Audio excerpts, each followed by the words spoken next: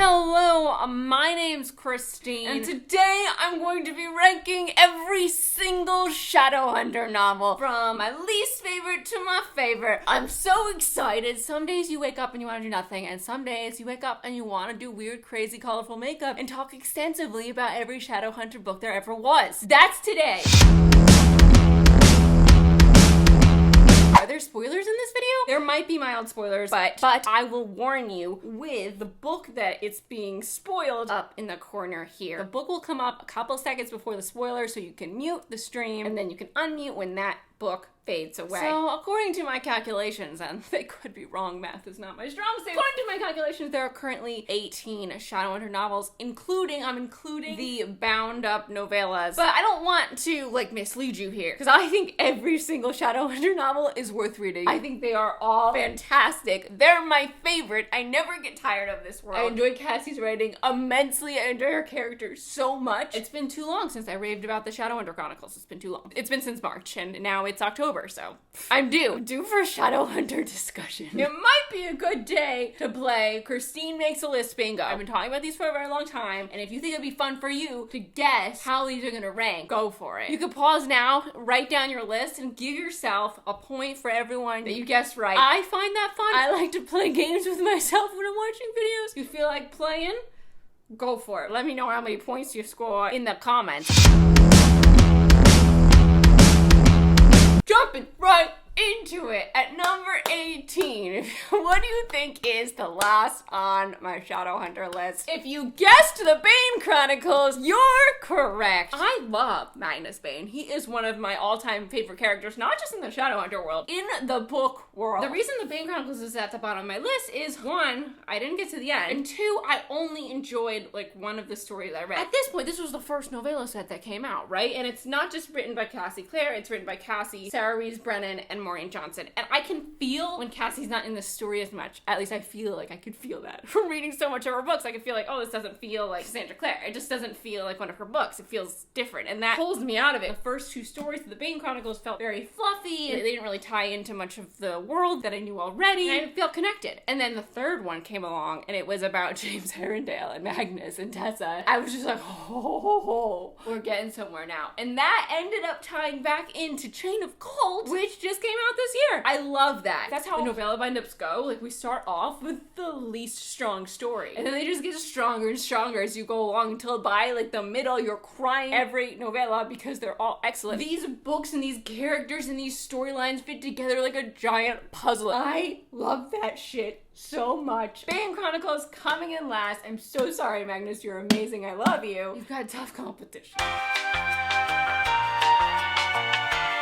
Just to let you know, my new book is available for pre-order now. It is inspired by The Parent Trap. I just made a video about it if you want to know more. If you're interested in reading it, please consider pre-ordering. The link is at the top of the description. It comes out June 1st, 2021. I'm so excited. At number 17 is The Red Scrolls of Magic by Cassandra Clare and Wesley Chu. If you haven't picked up the Elder Curses series yet, there are 2 books thus far. There's going to be 3, and they center around Alec and Magnus. What I did not know going into this series is that they're kind of scattered throughout the Mortal Instruments timeline. I was just expecting them to take place after the latest Mortal Instruments book. Since I don't like knowing anything about the books that I'm jumping into, I hadn't read the synopsis, and I actually was interviewing Cassie before this came out and being excited about learning more, and she was like, that takes place back after City of Glass, and I was very confused and embarrassed since I hadn't looked that up, and bummed since I was going to kind of know the outcome of their fate because I had already read past that in the Shadowhunter timeline. This takes place right after City of Glass. Magnus and Alec are at the beginning of their relationship. It's very delicate, it's very exciting, but their relationship has developed and grown so much, and I love where they're at currently, and to go back to the end of the beginning, it just wasn't as exciting, and to also know that the adventure that they're going on is going to work out was not as exciting because we know that they're around in the future. It really sucks that this book didn't come out after City of Glass, in between City of Glass and City of Fallen Angels. This would have been so fun to see in the middle there, and so much more exciting because we're on the journey chronologically with Alex and Magnus. I was gonna say with Malik and Magnus. No. I think that was Cassie's plan to have it released at the time, but it just didn't work out. 16 today. The Ghosts of the Shadowhunter Market by Cassandra Clare, Sarah Rees-Brennan, Maureen Johnson, Kelly Link, and Robin Wasser. This is another novella collection. It is excellent. It starts off with maybe, quote, the weakest story, but it's a story of Jace coming to live with Mars and Robert Lightwood, which is grand, and it's something we always wanted to see. Right after that, it gets real interesting. The stories span over years. Each story feels like an excerpt from a different book. And because it's so scattered, the puzzle pieces are all over the place. It doesn't feel as cohesive as something like Shadowhunter Academy, which was just so good in a more cohesive way. Like, this is excellent, and I love it. So you have to read this. There's a story in here that specifically, like, you really should read before you read Chain of Gold. There's two stories. There's one about Anna and one about Matthew Fairchild. You should read both of them, definitely, if you're gonna read anything. And then the last two stories in here have spoilers for Queen of Aeron Darkness, so make sure you read Queen of Aeron Darkness before you read the last two stories. There's a lot of clues coming in about stuff that we see in the Dark Artifices and then stuff that we will see in the Wicked Powers, which is so fun. I love being able to theorize harder because of the clues. The stuff about Jem and Tessa that you don't want to miss.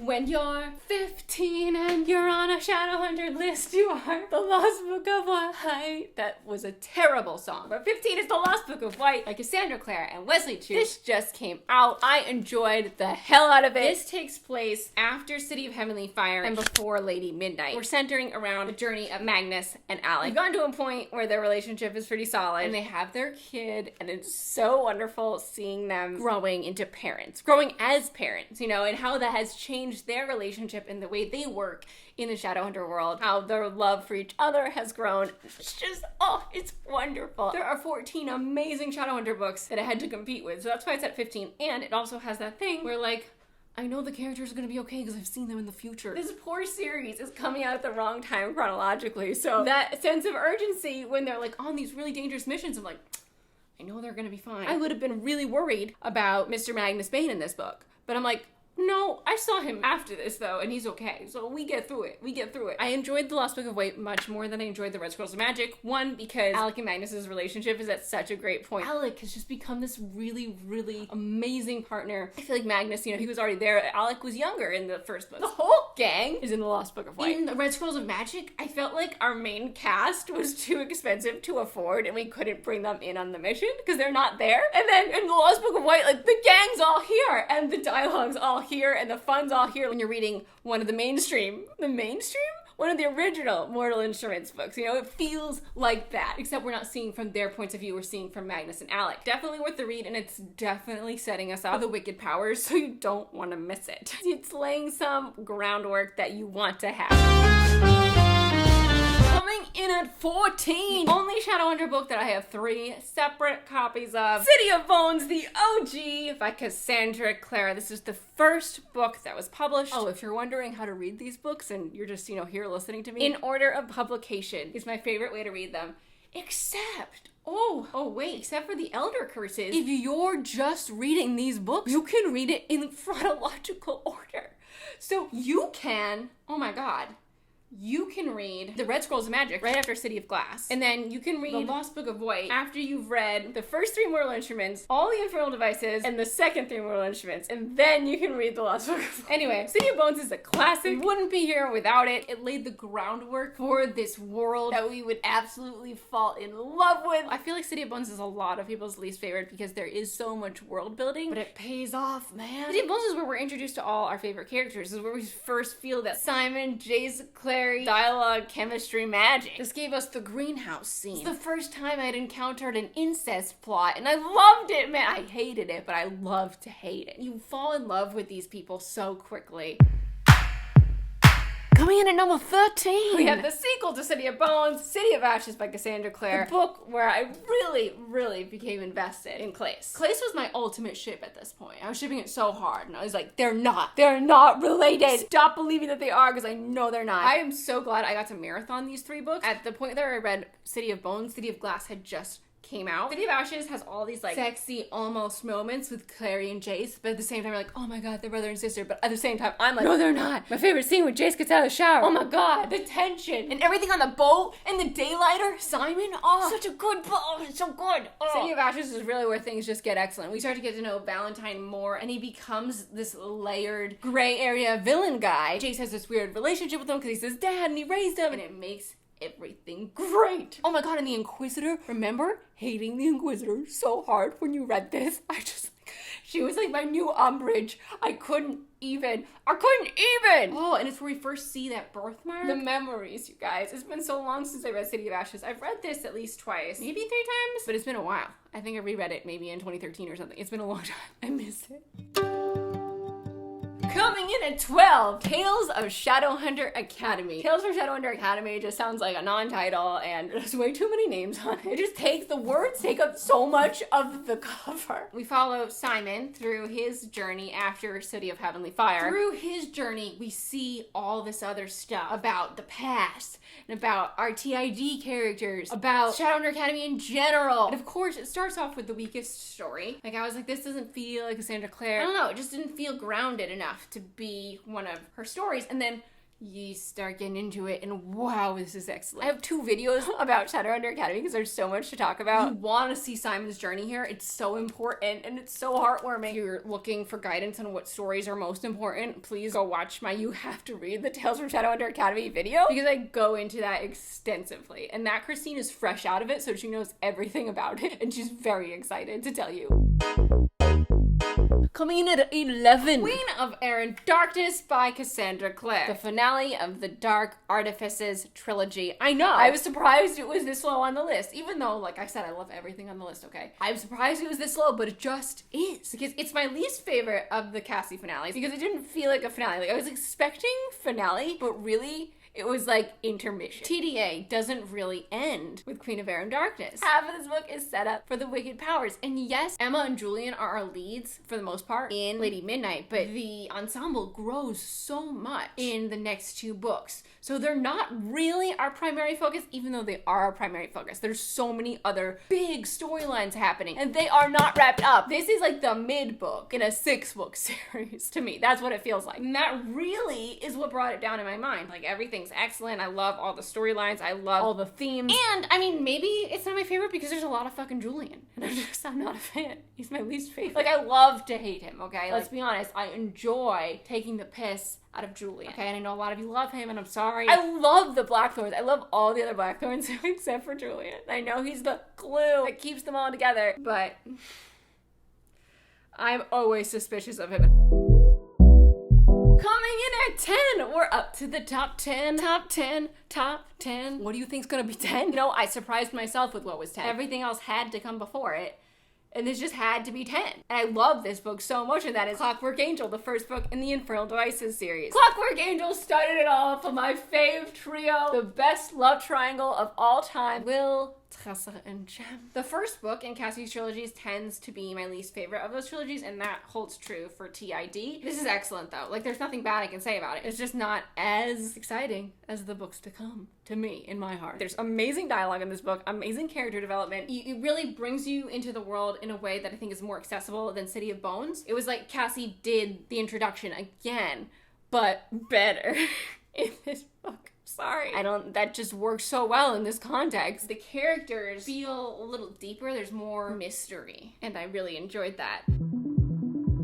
At number 9, we have City of Heavenly Fire, another Cassie finale. No one does finales like Cassie. So all these finales that I'm saying, like, aren't my favorite finales, like, they're not my favorite finales out of my favorite finales of all time. This was a great finale, but there was a really strong line of setup for TDA. And those lines of setup make me feel like it's not a finale. Like, the finales that Cassie has done are City of Glass and Clockwork Princess, and she knocked those so hard out of the park. The City of Heavenly Fire had set up for the next series, and, like, left us with so many questions. And while I love that, I also love a finale that feels like it's done.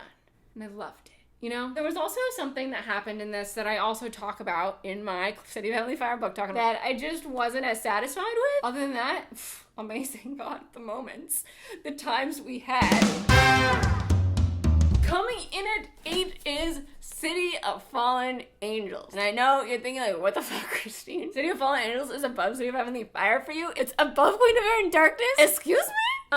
Yeah, it is. I love City of Fallen Angels. What an amazing day it was when the announcement dropped that Cassandra Clare was writing 3 more Mortal Instruments books. I was ecstatic, euphoric. It was about the time that Clockwork Angel was coming out, I think. I had finished City of Glass and loved it so much, fell in love with these characters so hard, and I never thought I was gonna see them again, because that's what usually happens with trilogies. And then, to be given this the following March, it was so exciting. It was so wonderful. It was everything. Oh my god, the Jason Simon banter, I live for that in this book. This book is so funny. Jason Kyle, Jason Simon, Jason Clary, and the brick wall. Like, we get so much good shit. Simon and Izzy, comedic gold, character gold, plot gold. Oh my god, I loved everything with Lilith on the roof. Sebastian, like, that shit made me so mad, but also so glad at the same time. Like, the Jace and Lilith banter. You guys, does it get better than that? I don't know. I can picture that scene in my mind so clearly still because it was excellent. I love City of Fallen Angels, and I feel that it's very underappreciated in this series. Coming in at number 7, we have the masterpiece that is City of Lost Souls, Jason, Sebastian, and Claire, that trio. The climactic scene at the end was so good. And Clary in those rings with Simon. I mean, it was so funny and so creepy. And I'll never forget, like, Alec during that battle, just slaying the shit out of everything. And the Heavenly Fire. You guys, this book is so fucking good.